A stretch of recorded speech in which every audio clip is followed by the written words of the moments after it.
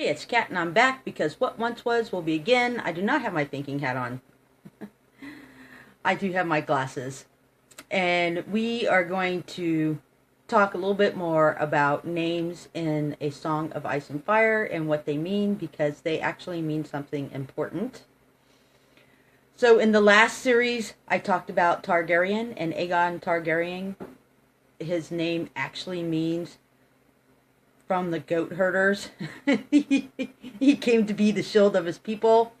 You can go catch that down and below.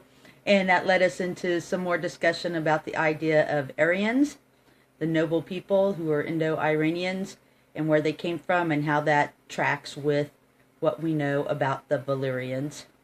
And the idea that someone has imprisoned the Dawn. I also did a little video about Azor Ahai, and how when you parse the name out, it's actually Azor, the helper of God, and Ahai, who is a rabbinical sage. So it tells you a little bit about what you should expect in our story, that Azor Ahai might not just be one person, and it's probably not the prince that was promised, but in fact might be two people, maybe Bran and Sam Tarly. Bran as Azor, the helper of God, because he's attached to the tree, and Sam Tarly because he has all the knowledge, he's read all the books. So these are some ideas. Last but not least, you can catch the Lightbringer series, where in fact Lightbringer is the name for the star Venus. And Venus is a woman. So go catch that series. So now you're getting the idea that these names actually play some important part. And right at this moment, I just want to go over some names that some of them are right in our face. Pretty simple. For instance, my favorite is Cersei.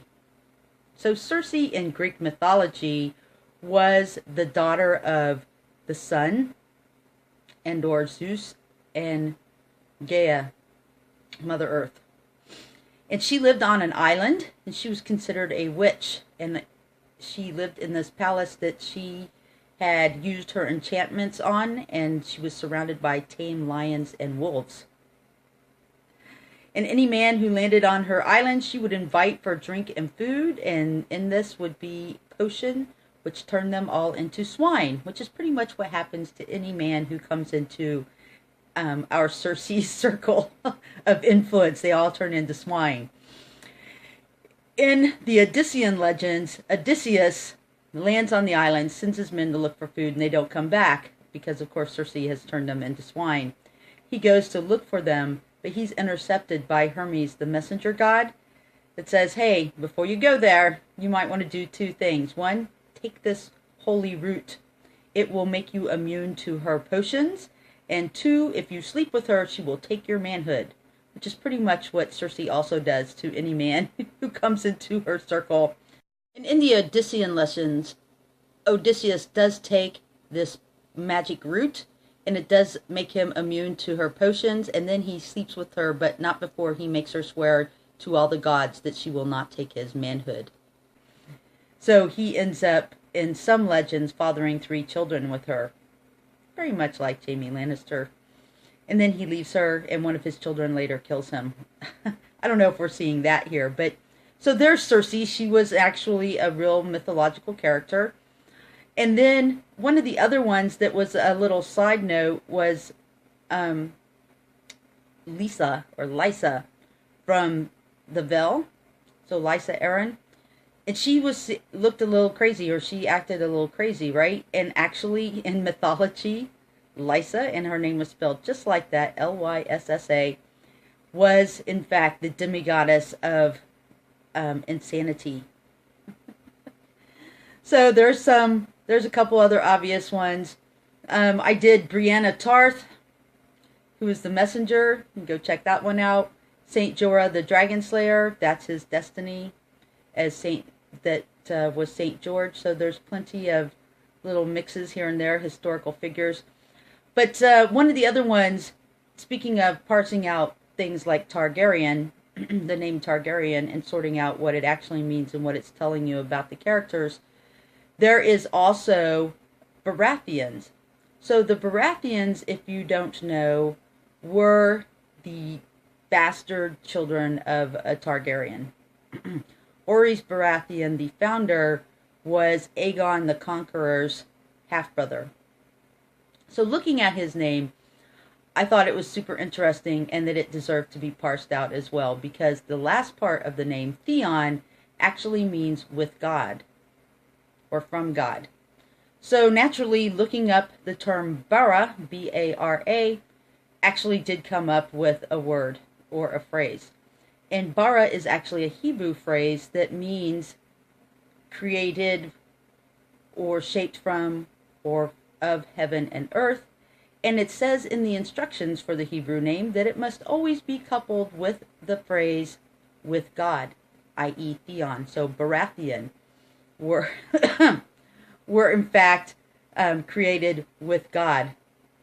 And we can get that the Targaryens, or people believe that the Targaryens or the Valyrians were some aspect of God.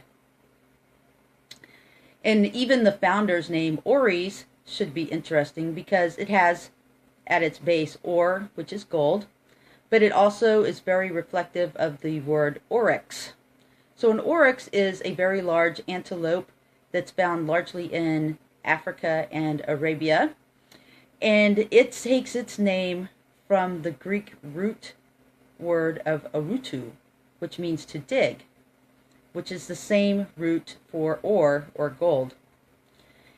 And this is important because the antelope, the oryx, are known to dig a hole in order to sleep in and to become cool while they're in the desert. And of course, ore takes its root from aruto as well, because you have to dig it out of the ground.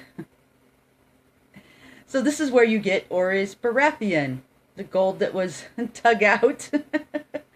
And they were created with God. And so you could imagine that his mother was obviously one of the slaves that the Valyrians had at one point, or descended from the slaves that the Valyrians had taken to dig out their gold out of the mountains.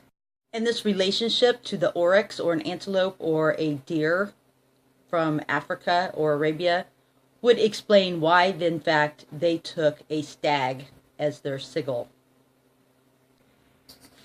So, pretty cool. The Starks, Arya Stark actually is pretty cool as well. So if you look at Arya, A-R-Y-A, it's actually the Sanskrit root of Arya, which means noble, which is also the root word for Aryan, which is the noble people. So Arya is noble, and the word Stark actually means plain or simple or even cold.